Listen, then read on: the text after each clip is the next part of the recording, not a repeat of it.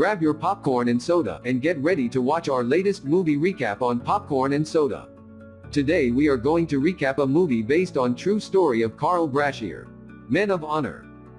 A story of first black person in history who become a part of American military and Navy. Story begins with a boy named Carl. He lives with his parents in a village. His father works as a corn farmer. Watching his father work hard every day, he felt sorry for his father and decided to help him. At first his father did not allow him and said he should focus on studying and playing like other kids. But because he kept insisting, his father finally allowed him to help him. A few years later, Carl has grown up. While working in the garden, suddenly his mother came to tell him to get ready. It turns out that today is Carl's departure day to take part in the United States Naval Military Training Selection.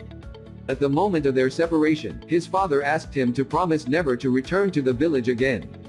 Sad though, his father still had to say those words because he wanted his son to be able to focus on work and become a successful person in the city without having to think about his family.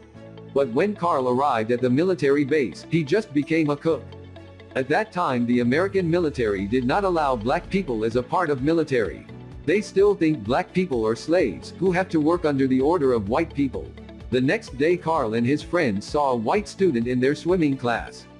His friend explained that the swimming schedules of white people and black people are different. Heard about it, he wondered why it had to be distinguished, yet they are both humans. He then recklessly ventured into swimming. When Carl came in, everyone insulted him, even the captain of the ship ordered his assistant to expel him. As a result of the incident, he was locked up in the punishment room. When the captain of the ship came, he said he was impressed by Carl's speed of swimming. The captain then put him into the rescue swim team. Carl was very happy while hearing that. He then immediately wrote a letter to notify his parents. The next day, he saw a helicopter crash in the middle of the sea. Panicked, the ship's captain immediately ordered a diver to save the helicopter pilot. After a long wait, the diver finally made it out. The diver's name is Chief Sunday. He is on the rank of Master Chief in the Navy. Master Chief is the highest diving team. Unfortunately, even though the pilot was successfully evacuated, but his life could not be saved. Then a second diver descends to rescue the co-pilot who is still in the sea. Here one diver can only save one person, because in that time, the diver's clothes weighed more than 200 kilograms. Time for the second diver to go down. The safety rope broke, causing the diver to immediately fall to the bottom of the sea. Chief Sunday then desperately jumps in to save him without wearing a wetsuit. In the end, they both managed to survive. As a result, his lungs were badly injured and he was admitted to the hospital. The doctor also forbade him to dive again until he was completely healed. Heard the doctor's verdict, he was so frustrated and he made a fuss there. The next day he was tried to account for yesterday's commotion. The entire military navy was present, including Carl, in the trial. The captain then decided to demote him to coach the dive team. When the trial is over, Carl goes to the captain and asks to be allowed to participate in diving training at headquarters. He said he was impressed to see Chief Sunday's rescue yesterday and now he decided to become a savior like Chief Sunday. Seeing that strong determination, the captain's heart melted and he allowed him to switch divisions from the swimming division to the diving division. The next day, he arrived at the training camp. When giving the letter of duty to the guard, the guards looked confused because so far no black person had ever been allowed to enter the Marine base. It wasn't long before Chief Sunday came out. It turns out that he will be the coach at the dive camp. Carl then says the purpose of coming there, but Chief Sunday instead mocked him by saying that the black man did not deserve to be a diver. Black people just deserve to be cooks. Hearing his insult, Carl could only be silent and patient. After Chief Sunday left, he's still waiting at the gate until evening. When Chief Sunday returns, he was sick of seeing Carl still outside the gate. He then drove him back to his village, but Carl refused and said that he had promised his father that he would definitely become a member of the Navy. He then finally let in when see his determination. He was approached by a student named Snow Hill in the camp. He was the only white person willing to say hello to Carl, regardless of skin color. He then informed that the camp was led by a former Marine named Mr. Pappy. Snow Hill then escorted him to his dorm room. There was seen a new white student who did not accept Carl's arrival. When Chief Sunday came, he explains to all the students there that Carl is now part of the training camp. Hearing the coach's words, the other students then one by one left the room and said it's better to get out of the Navy than to sleep in the same room with black person. until only Carl is left with Snow Hill. At night, he forces Carl to get up and drags him out. Even watered it and said that from now on Carl should know the position. He doesn't deserve to be lazy, because Chief Sunday accepts black people. His name is now tarnished. Carl they're only able to survive the torture of the coach. The next day, Carl's first training begins. Chief Sunday explained that in this first exercise, there would be a lot of people failing, because swimming and diving is two different things. He who knows Snow Hill is the best swimmer in his hometown. Then he tests Snow Hill diving skills. Due to not being able to dive, he immediately took Snow Hill out of training. Day after day passed, Carl and other students continued to undergo training until the written exam arrives. He got bad grades. The officer notify him if the next test there is a bad score again, then he will be expelled from training. During semester break, he chose to go to the city library for study. There he met a librarian named Jo. She is a student, majoring in nursing. But when Carl asked Jo to guide him to study, she refused and said that the lesson about the Navy was very difficult, and it took months for Carl to understand. Seeing Carl's persistence, she finally decided to help him. And finally Carl managed to get good grades. In the afternoon, Chief Sunday returned to teach diving training. He then orders 2 new trainees named Rourke and Asher to weld the sunken ship. But when Asher was welding again, suddenly the ship moved until it almost fell into a ravine. In the midst of the panic, Asher's air hose got stuck from above. Everyone heard Rourke and Asher's cries for help. Carl then decided to save them both, because they had no other choice. Chief Sunday then gave them 5 minutes to save them both, before they run out of air. While he was rescuing them, a frightened Rourke ran away from Carl. He gets annoyed, but he stays focused on continuing his mission of helping Asher. And after that Chief Sunday read out the award from the Navy commander, but the award went to Rourke instead. Even though Carl has been instrumental in saving the lives of his comrades, the commander still refused to acknowledge his services just because he was black. The other students who saw Carl's patience feel sympathy, and slowly they begin to want to be friends with him. The next day he called his family in the village. On the call his mother informed him that his father had died. Heard the news, he is so sad. His mother told him that his father purposely did not tell him about his illness, so that Carl could still focus on studying and achieving his goals without worrying about his father's condition, who was seriously ill. He then asked Jo to come to accompany him. While waiting, Carl is approached by a woman. Turns out she's Chief Sunday's wife. Saw Carl cry. The chief's wife then said that they both had the same story. Currently she is also sad because of their wedding day. Chief Sunday instead chose to party with his partner. She then invites Carl to go to the bar where her husband is partying. When they get to the bar, suddenly all members of the Navy looked at Carl and reported it to Chief Sunday. Chief then immediately scolds Carl and says black people don't deserve to be there. Heard the insults, he became angry, and for the first time he dared to go against his coach with emotions. He said that his coach was jealous because he was better than him. When Jo was at the bar, she was confused by the commotion. Chief Sunday then challenges Carl to a breath-holding underwater race. If Carl loses, then the chief will remove him from the training camp, but if Carl wins, he'll let Snow Hill back into camp. Carl, who was very fed up with all the insults from his coach, immediately decided to accept the challenge.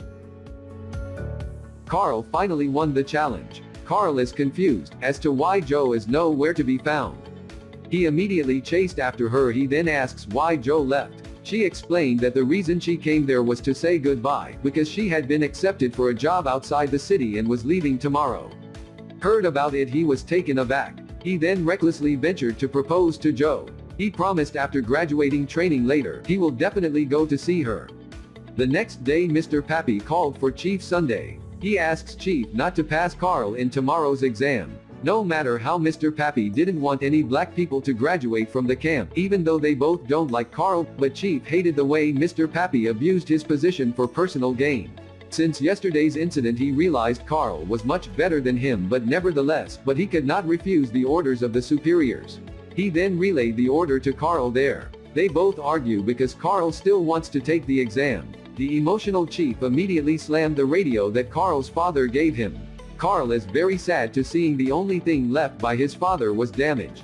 The next day when all the participants were getting ready, unexpectedly Carl came. He then looked at his coach with a look full of confidence. See that look? Chief finally had no choice and allowed him to take the exam. After all participants are ready, The exam starts. From above, several people threw the bag containing the test kits into the water, but when it was Carl's turn, the bag was torn up on Mr. Pappy's orders. In the water, he knows nothing. He was still trying to find the equipment. Several hours passed. The participants one by one successfully completed the exam, until only Carl was left in the water. Mr. Pappy, who monitors the exam, then tells Chief to let Carl stay in the water until he runs out of breath. There he felt a dilemma. He couldn't refuse Mr. Pappy's orders because his career would be ruined. While Joe was at work feeling a bad feeling about Carl, she then rushed off to the exam venue. Until late at night, Carl was still under the sea. The chief and the other examinees seemed to be starting to get worried. Mr. Pappy kept shouting over the phone from afar to tell Chief not to help Carl. In the midst of worry, he finally decided to go against the boss's orders and immediately ordered the other participants to raise Carl to the surface. But when they tried to pull, Carl suddenly rose to the surface and he passed perfect.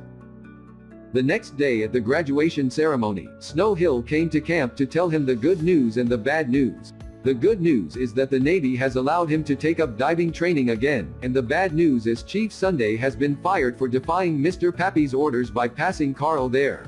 He could only be silent. He then packed his things on the bed. He was surprised to see that his father's radio had returned intact. He found out that Chief Sunday fixed it. A few years later, Carl is now a senior diver in the Navy. He is also married to Joe and has a son.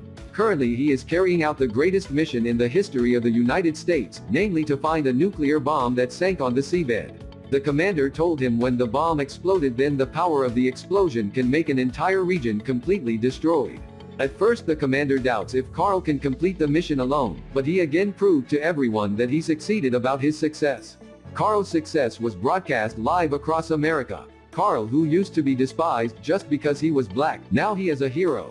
The commander then ordered the other members to raise the bomb to the surface. But when the bomb was lifted, the rope broke.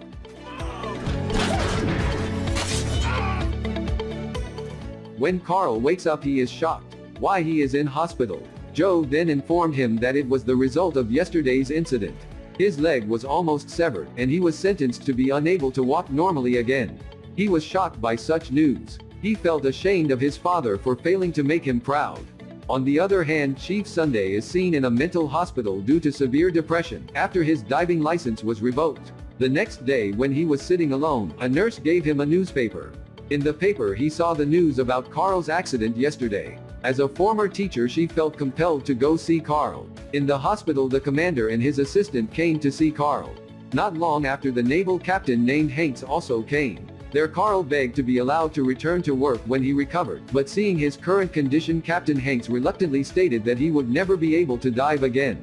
Hearing Captain Hanks' words, he then showed me a newspaper story about a proud Air Force pilot who only had one leg. He asked Captain Hanks to give him a few weeks to prove that he too was capable of carrying out the pilot's duties and becoming the pride of the Navy. He also asked the doctor to amputate his leg so as not to interfere with his mission. When all gone, Joe, who had overheard their conversation, immediately scolded Carl and opposed his overbearing desire. There Carl feels a dilemma whether he should give up on his dream and live a normal life with a small family or keep pursuing his dreams. After making up his mind, finally he chose to pursue his dream again while recovering from surgery. He started practicing the habit of living on only one leg. While he was practicing, Chief comes in and says that yesterday when he read the news about Carl's leg, he felt that the fate of both of them was the same, namely that they were both slumped because they could not dive anymore. But as a former teacher, he knew who Carl was. In the eyes of the chief, Carl is a man who never gives up. He then promised to try to convince the Navy officials to let him return to diving. He will also help him through his recovery period. The day of the conference has arrived, determination to determine the fate of Carl in the Navy. Unfortunately, at the door a guard stopped Chief from entering the courtroom. After Carl answered a few questions, Captain Hanks ordered one of the guards to bring a wetsuit. He challenged Carl if he could walk 12 steps in a wetsuit that weighed more than 200 kilograms, then he would allow him to be a diver again. Outside the room, the chief snapped and forced the guard to let him in. Finally, out of fear, the guard gave the chief to enter the courtroom. When opening the door, he was surprised to see the higher-ups were telling Carl to wear a wetsuit weighing more than 200 kilograms. From behind, Carl's wife and his son have just arrived to see the struggle of Carl. Chief asked the higher-ups for leniency by explaining that ordinary people find it difficult to walk in such a heavy wetsuit. Let alone Carl, but Carl continued to reassure the chief with a confident look. He will prove that lack is not an obstacle for someone to achieve his dream. Seeing his determination, Chief chose to support Carl's decision. Then after everything was ready, he started to stand up and started his 12 steps. 2, 3, 4, 8. God damn it, Cookie. He finally managed to complete his 12 moves. Seeing Carl's efforts, Captain Hanks and all the higher-ups then decided to agree to Carl rejoining the Navy divers. Suddenly the whole audience then stood up and applauded in amazement to see Carl's struggle. In the midst of the festivities, the chief felt that his duties as a teacher had been completed. He then walked away and saluted. Final salute to the black student who has taught him a valuable life lesson, namely the determination to achieve his dreams. Thanks for watching. Don't forget to subscribe our channel and hit the bell icon that you never miss the upcoming videos on Popcorn and Soda.